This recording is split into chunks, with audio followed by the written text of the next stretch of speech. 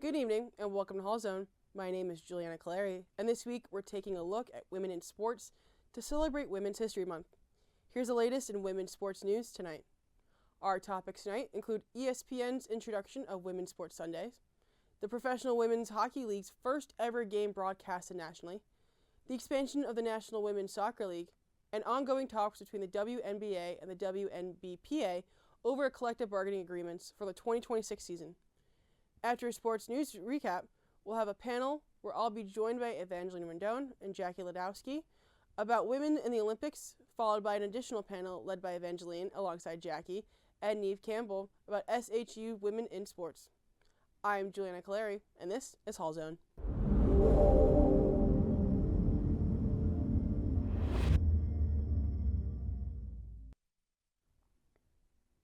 First, tonight, ESPN has announced that they will be replacing a long-time standing program to favor women's sports. Sunday Night Baseball will be replaced by Women's Sports Sunday starting this summer. The program represents one of the biggest investments in women's sports programming by a major sports media provider and follows a surge of interest in both leagues, as well as women's focused entities such as Unrivaled, the 3-on-3 women's basketball league that features most of its games on Warner Bros. Discovery outlets. The new program will spotlight 12 national women's soccer leagues and the WNBA matchups over a 9-week span. ESPN has said that this edition invites longtime fans and newcomers alike into a reimagined summer primetime tradition. Women's Sports Sundays comes after feedback from a 2023 episode of SportsCenter that was fully anchored and produced by women, focused solely on women's sports. The new show also focuses the continued momentum women's sports have had in the eye of the public, with polls saying now that 3 out of 10 adults in the U.S. are currently following women's professional or college sports. Sunday is a day of the week where we see a ton of our best women's sports programming, and we will have events outside of our primetime window, says Susie Prodowski, Vice President of Women's Sports Programming and ESPNW, during a recent interview. Prodowski says that the choice to replace Sunday Night Baseball came after a deal with the MLB and ESPN was ended last year.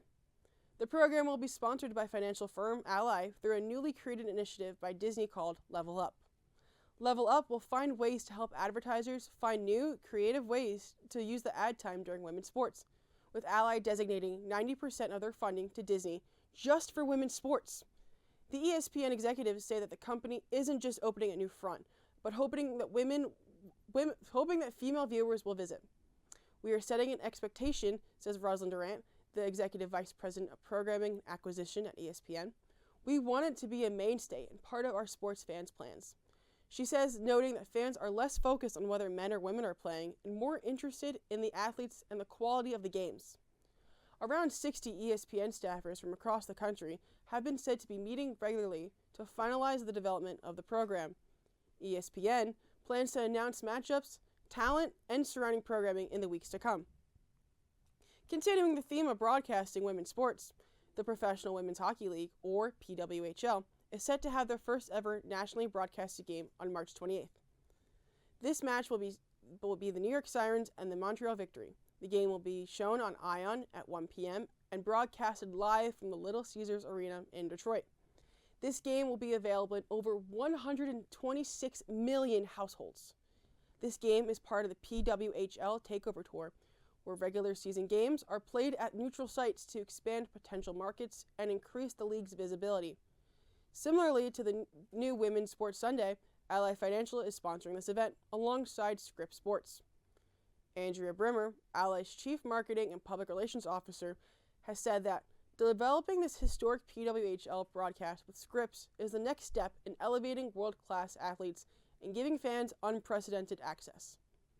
Amy Shear, the PWHL's Executive Vice President of Business Operations, told US Today Sports that we've been talking with both Ally and Scripps for 2 years now, and we've talked about finding the right time, the right moment, and being able to deliver on everything that is needed to do this, and I think that moment has come.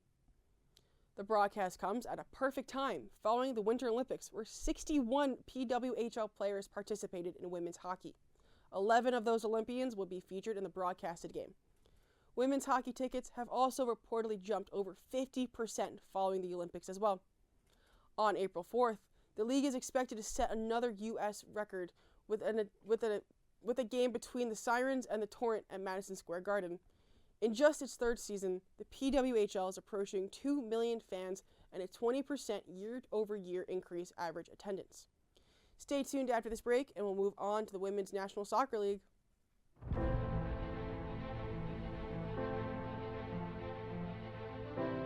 For all, forever.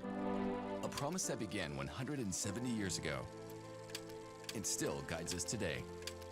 A legacy of knowledge, faith, and transformation, born of vision, built on community.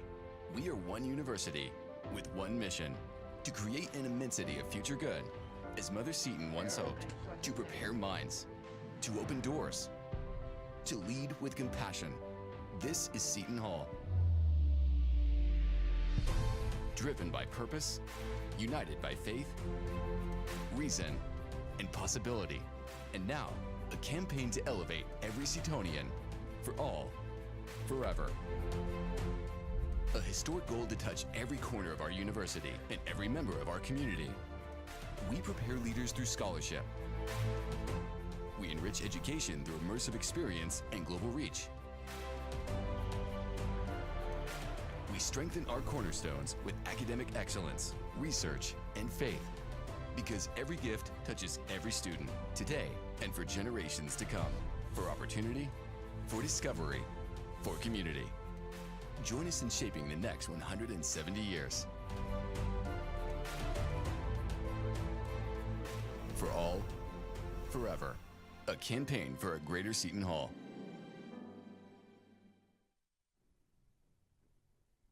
Welcome back. The National Women's Soccer League will award its 18th franchise this season, with the team to begin to play in 2028. Commissioner Jessica Berman had previously said the league was looking at another team for 2028, but had not indicated a possible timeline. The NWSL opens its 2026 season this weekend with two new teams, the Boston Legacy and the Denver Summit, bringing the league to 16 teams. The NWSL announced in November that Atlanta had been awarded the 17th franchise, owned by Atlanta Falcons owner Arthur Blank. With that, the team is also taking the field in 2028. The expansion fee was a record $165 million. Berman announced last year that the league is moving to a rolling process for expansion, with no hard deadlines for adding new franchises. The previous expansion round allowed for the league to get a feeling for the cities with the most serious interest in teams. The last round of expansion that resulted in Denver's new team included bids from groups in Cincinnati and Cleveland. Berman said last week that there are a dozen or so prospective ownership groups in the mix for future franchises. Adding an 18th team for this season, for the 2028 season, allows for a more thoughtful process to be launching a club. Currently, the Houston Dash are up for sale after talks with the RHP Group fell through. Berman said that relocating a team is a last resort. Moving on to women's basketball, the WNBA and Women's National Basketball Players Association met early last week to continue collective bargaining agreements ahead of the 2026 season. This comes as the March 10th deadline passes, meaning that possible delays for the season that is scheduled to start on May 8th. This marks the end of a second extension to the current contract, which should have expired on October 31st after the 2025 season ended. As of now, there is a lockout happening for the WNBA. A WNBA lockout is a potential work stoppage initiated by team owners, stopping players from accessing team facilities, pay, and benefits due to an expired collective bargaining agreement. It acts as a leverage tool in negotiations for a new deal, potentially delaying the 2026 season if no agreement is reached on salaries, revenue sharing, and benefits. The meeting consisted of the WNBPA Executive Committee, which includes President Niku Ogwumike and Vice President Brianna Stewart, and WNBA League Operations Bethany Deneffin, Commissioner Kathy Engelberg, and Liberty owner Clara Wuse. Negotiations reportedly began at 5 p.m., with the players leaving before 3 a.m. and negotiations officially ending around 5 a.m. Talks are scheduled to continue at some point this week. Engelbert reportedly made brief comments to media on site, but did not answer any questions. She said that talks were complicated and complex, but maintained the leaders' ongoing stance throughout the negotiations. The WNBA wants to get the deal done. That is transformational for the players. Engelbert also says that getting the deal done is really important to the future of not just the league, but of women's sports. Breonna Stewart has said that it's kind of unfortunate that it's taken this long, but hopefully we're going to be able to turn the page soon and really kind of get deep into all the negotiations that we've been struggling to agree on. According to a person close to the situation who chose to remain anonymous, the latest proposal from the WNBA includes uncapped revenue sharing models. Within that, maximum salaries can exceed $1.3 million, approximately a 430% increase to what is now the first year while growing to nearly $2 million. The average salary, currently $120,000, will increase above $530,000 in the first year, with potential to go above $780,000 over time. The WNBA is also proposing to increase the minimum contract from $67,000 to $130,000, according to a person with knowledge of the situation. Sources familiar with the discussions told ESPN that the union proposal suggested a 30% revenue share, in addition to increased salary cap, that would reach a $10.5 million. The league believes that this would result in a $700 million loss, which the union disagrees with, according to ESPN. The current contract gives the players a 9% revenue share, compared to the NBA, which has about 50% of the revenue distributed back to the players. The WNBA season doesn't begin until May, but there are other league-related events that need to happen before the first game of the year. An expansion draft needs to happen for new teams, Portland Fire and Toronto Tempo, to fill their rosters. Existing teams are allowed to protect up to 5 players from the draft, but those considerations depend on what their roster will look like under a new collective bargaining agreement with the union. The WNBA is expected to take place on April 13th, but the expansion draft is yet to be scheduled. Stay tuned after this break for a panel where I will be joined by Evangeline Rendon and Jackie Litowinski to further discuss women in the Olympics.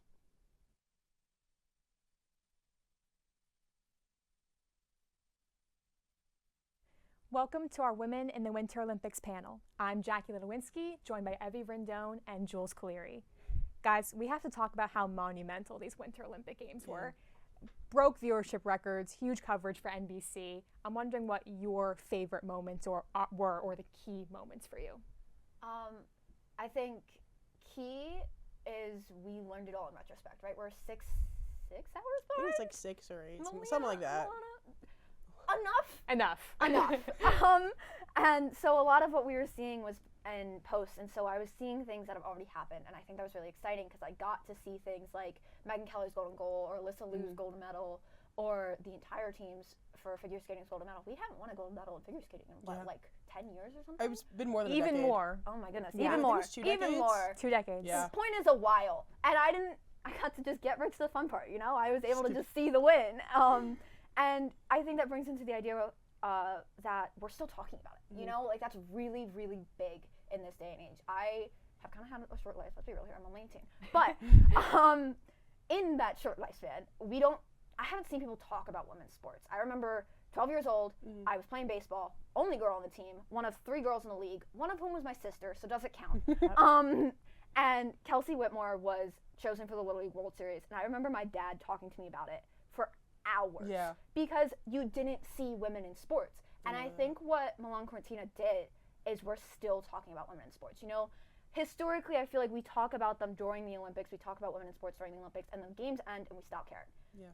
We have seen a transition because of Milan that we are continuing to talk about. The conversation's ongoing. Yeah. Yeah, I mean, I agree. I thought it was so cool to wake up. I love following news. I'm a news junkie, but like waking up, like seeing the headlines, it's focused on the women and what they're doing was so cool and so refreshing from somebody who's so used to seeing just men always in the headlines. And I feel like it's finally time. I feel like 2026 is the year of giving women their flowers, whether it's from sports to acting to anything. And I feel like for sports, we kind of needed this for a while because it's always been highlighted. Like even with SNL, I think it was SNL. They made Jack Hughes and what was her one of the women from the Hillary Knight. I'm terrible at names. I remember Jack Hughes because people were mad at him on Twitter. But he also has a really easy name. But it was the 2 of them, and it was everyone was more focused on Jack Hughes and Hillary being there, and it's like she made records, she made headlines, and just seeing that these headlines have persisted, and it's not just the 2-3 weeks here and there. It's the whole time is amazing, especially for the little girl that was an athlete. the only girl on a boys basketball team, and I grew up with a best friend who was the only girl on the boys hockey team. So just kind of seeing women shine in areas where they're supposed to, especially where it's like male dominated, because hockey is a men's sport, was just so refreshing, and it kind of healed like my inner child a little bit. And I'm just so happy it's finally happening, and I feel like this has been kind of expected for years, and I think this year's the year for women.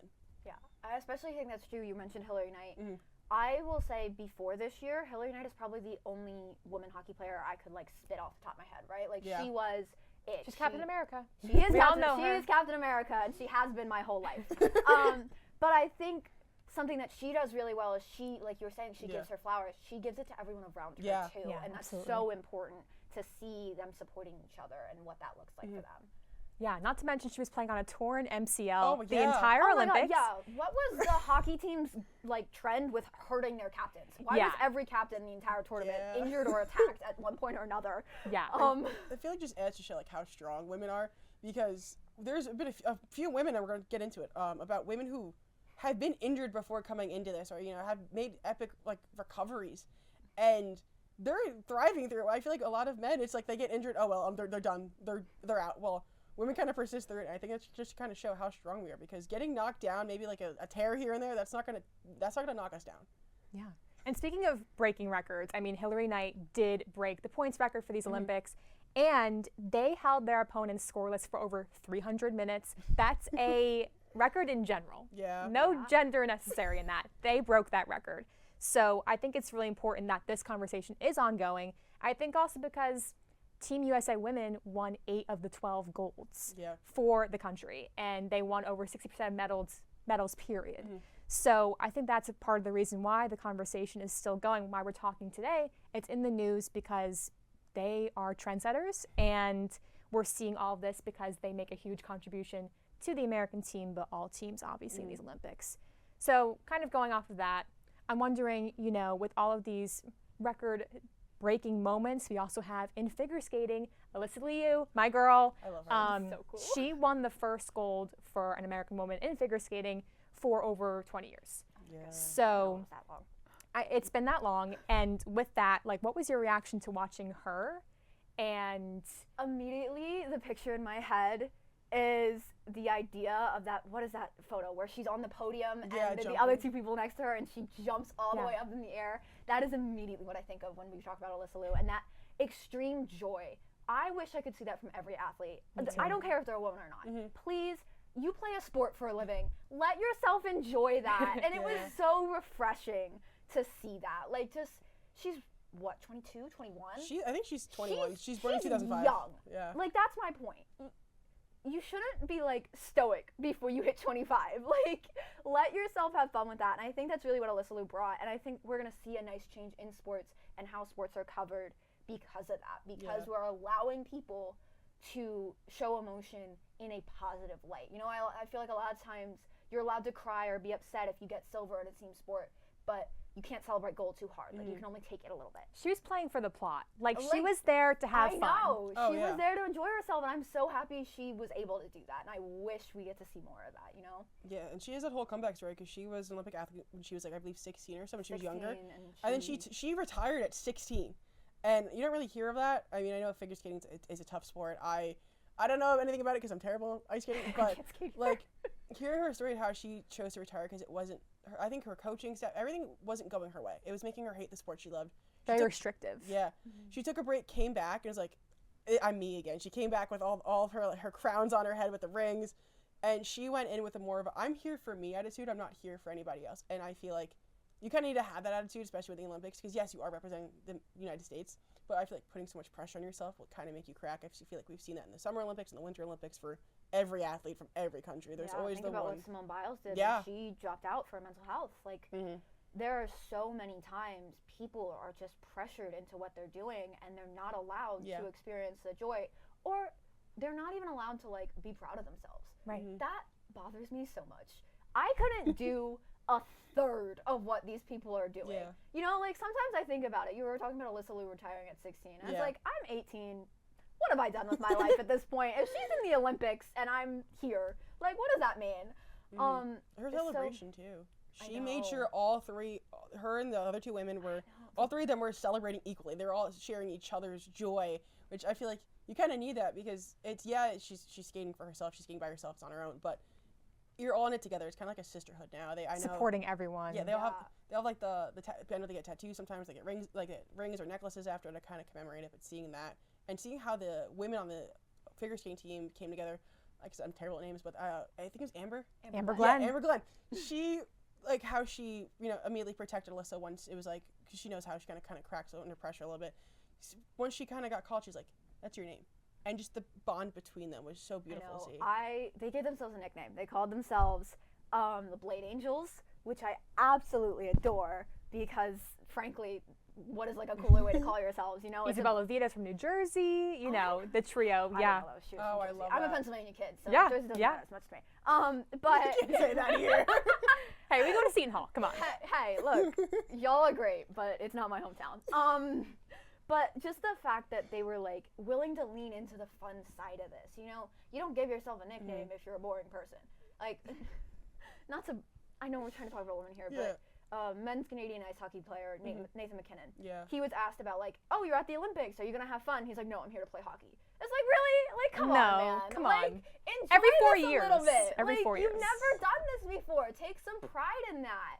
Yeah. And I think those three especially really brought that to Team USA. And on the side of that, really brought like the media joy too. Absolutely.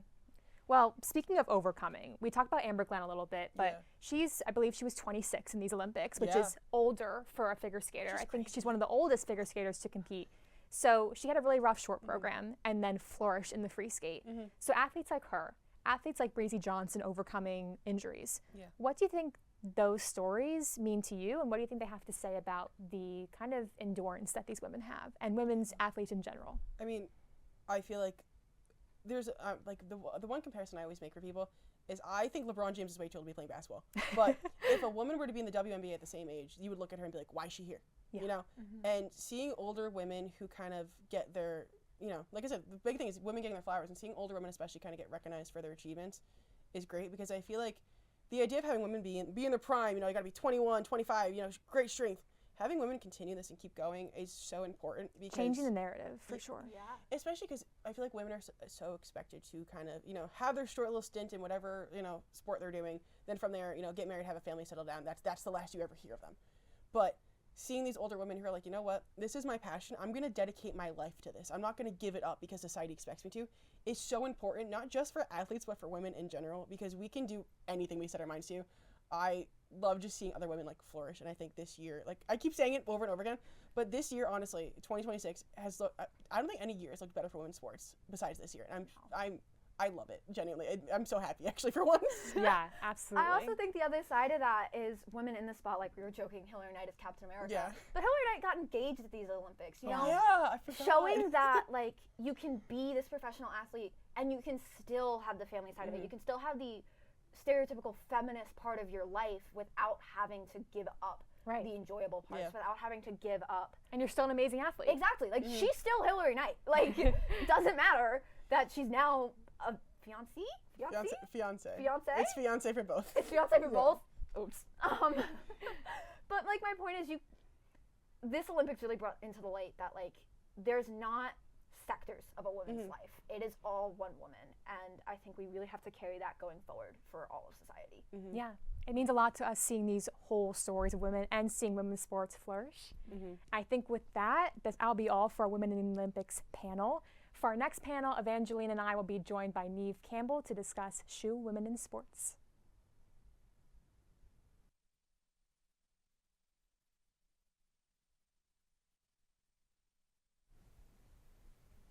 Welcome back to our SHU Women in Sports panel. Once again, I'm Evie Rendon. Tonight I'm joined by Neve Campbell and Jackie Littlewinski. And we have a lot to cover tonight, so let's get started. And what we really want to discuss here is Seton Hall itself and its sports. And I think both of you bring a very interesting idea to this because, Jackie, you work in sports media and you work in media more specifically. And then Neve, you are actually on one of our sports teams. You're a tennis player. You just entered your season as far as I'm aware. And I think let's first start about talking on that idea of like, what does the season change look for you, and how does that affect your day-to-day life? So we started our season back in January. First day of the spring semester was our first day of practice. Kind of just thrown straight back into it. We practice 6 days a week when we're not playing matches, 5 days a week, 4 depending on, you know, when those matches are. We compete all the way from end of January until middle of April, which is Big East tournament. Hopefully we continue playing after that. You know, it all just depends on how well we do, but it's definitely a grind. You know, we've got the early morning practices, Thursdays 6 a.m.s. Don't talk to me when I get back. My brain does not work. It does not function. But it's always a grind. But very grateful for, you know, everything that Seton Hall Sports has given me, specifically the tennis team. It's given me a purpose. It's given me, you know, some of my closest friends. And can you just clarify? Do you play singles or doubles? Both. Both. Okay. Both. All right. Who's your doubles partner? So my doubles partner is Anastasia. She is another junior on the team. She was actually my roommate freshman and sophomore year. On the nose. We've been through it together in Boland North and Xavier. So yeah, really the bond of the roommate brings you together on the tennis court. You just kind of know exactly where each other are going to be. Yeah, I can't even imagine that. And on that idea, the newsroom is a team, and on top of that, newsrooms have their own seasons and cycles, which I don't know a lot about. So if you want to fill me in a little bit on that and like how that reflects, in your opinion, how women in sports act and how news reflects it. Yeah, I mean, it's a grind, right? I mean, what Neve does is a grind, what all of our athletes do is a grind, but, you know, being in a functioning newsroom, and, you know, we were just announced recently that we won 4 New Jersey Press Foundation awards, and that is no small feat. It takes a lot of effort and organization to come together and really make sure that everything that needs to be covered is being covered. And, you know, that's not always easy. We don't have a huge team, but we have a team, and that's what's most important. And I think just with proper communication, proper time, proper kind of congratulatory messages and encouragement to each other is really important. I think you see that with like the volume of articles we have, especially with sports. We have people covering as many games as we can. We try to get everything we can. So kind of seeing how many articles are put in and on our website, on Instagram, kind of shows you how hard we're working to get everything out there. Yeah, so like we've been saying, the big distinction, while Neve, you do work in production and sports as well, but you are the athlete and you're the moderator. Can you both take me through what game day will look like for both of you on different sides of it? You mean, so for me as an athlete, like the beginning of the day for me usually starts with just kind of slowly getting up, getting myself awake, and usually our matches are actually at night. We play at an indoor facility, and so they're running clinics and lessons throughout the day, so the only time that's available for us is to go later in the evening, especially when we're at home. And so usually we spend the day just kind of doing homework, hanging out. You know, sometimes we make time to go and get like coffee or brunch together. Jackie and Sons hates to see the tennis team coming. But then we'll kind of come together into the locker room. We always try and get there early, play some music, put our temporary tattoos on and what have you, and then, you know, we get in the van, head over, and then it's really just go time for us. We normally start our matches around 6 or 7 at night, and, you know, have the hour before to warm up, and then matches can take anywhere between 2.5 hours to, I've played matches over 4 hours long, so you never know when you're gonna leave. It really is. It's what happens when you don't have a countdown clock in tennis, but we're always there and we're always cheering for each other, so it's always a good time. All right, quickly before Jackie goes into her side of it, are the tattoos a superstition? Does tennis have superstitions that I don't know about, or is it just a vibe? We don't. It was actually Ellie, one of my teammates, who started it last year. She brought them to Big East, and we all were like, why not? Let's just put them on. And then every single kind of home match that we've had, one where we can kind of start in the locker room, because when we go away, it's very difficult to kind of coordinate that. But every home match, we're just like, all right, which one are we putting on today? So we all try and do it. Maybe we'll send you with someone we're filming, take it back to the team. All right, and then the news production side of a game day, what does that look like? Well, first of all, I feel like that's team building right there. But, you know, before I go into a game, it could be here on campus or elsewhere, like me and Neve have covered the Coretta Scott King Classic together at the Prudential Center. A lot of research goes into that, getting there early, kind of getting a sense of my bearings and, you know, how I'm going to be covering things like that today. Am I taking photos that day? Usually not, but making sure I have all my research materials in front of me, and just making sure I have a good idea of kind of the background of whatever game or event I'm covering, and the athletes are starting that day, things like that. Kind of guessing, okay, who will be available to me in the presser afterwards, what questions I should be asking, but really kind of anticipating those things and just being on top of it, I think is really important, especially when working with someone else and maybe planning some content along the way like we have, making sure we have kind of everything set to go and that we know what each person's responsibility is for that kind of coverage to go out and be published. All right, well, there's a significant lack of midday naps from both of you, which I feel like I've been lied to by every professional sports team social media team listening to real accounts right now. I do want to transition us a little bit on the idea that Seton Hall, our marquee sports for both men and women is probably basketball, and we are about to enter the women's postseason. I just want to hear both your opinions on what that looks like and how we've been doing as a team this year. So we're going to head into the WBIT. Game is Thursday night at 7 p.m. at Walsh. We're going to play against Missouri. They are the number 4 seed on our side of the bracket. And what's interesting is that they are the number 4 seed, but we're hosting the game. So Missouri did not put in a bid to be a home team, so that's why we're hosting at Walsh. So you might have Missouri with the seeding advantage, but you have Seton Hall with the home advantage. And I'm actually producing that game, so, you know, work started on Sunday to get ready for this game. Notes, coordinating with SIDs for times to speak to the coaches, getting broadcast clips all put together. So I think that Seton Hall have a very strong chance in this game. They've been riddled with injuries, so it's been quite difficult for them throughout the season, but the dedication and the perseverance that they have, specifically through Catalan Valenzuela, through Jordana Codio, who just dropped 35 points against St. John's in the Big East tournament. I think that with that solid trio, along with help from Woodard and Bishop, I think that they've got a very strong chance of taking down the Tigers. Yeah, absolutely. And I think that like every season they've put in the work, right? But this season they've overcome injuries from people like Jada Eads. I mean, Savannah Catalan had a mask on during the St. John's Big East tournament game. So they're fighting through it, as they always do. And I think that's shown by people like Savannah Catalan and Valenzuela being named to the All Big East team. You have freshmen like Zahara Bishop being named to the All Freshman team. I think that's a really important indicator of where this team is and how much fight they're going to put into this kind of postseason berth. Yeah. We're naming like awards that our teams are winning. And I think, one, shout out, honestly, that's amazing. But two, I feel like you hear a lot more about that at a college level. And I think I want to ask, like, how do you think getting these awards, even if they are small awards, really perseveres our teams and helps us push forward? Like, I don't know if you have any, but list them right now if you want them named. And I don't know if you have any journalistic awards, but go for it. Like, brag about it a little bit, because how do these awards really push us forward, you know? I mean, I would say that the awards are nice, but what any athlete would tell you and what any coach would tell you is that's not important at the end of the day. The individual awards are not as important as coming together as a team and getting the Big East ring, getting an NCAA tournament appearance, getting a WBIT appearance, any sort of postseason cameo. I think that that's the most important thing. Any team award just completely outweighs an individual award. So yes, people might be getting on Big East Weekly Honor Rolls, they might be getting Player of the Week, they might be on Defensive Team of the Year, but in the end of the day, it doesn't matter if, you know, your team's not doing everything together, and I think that that's what coaches and players really value the most.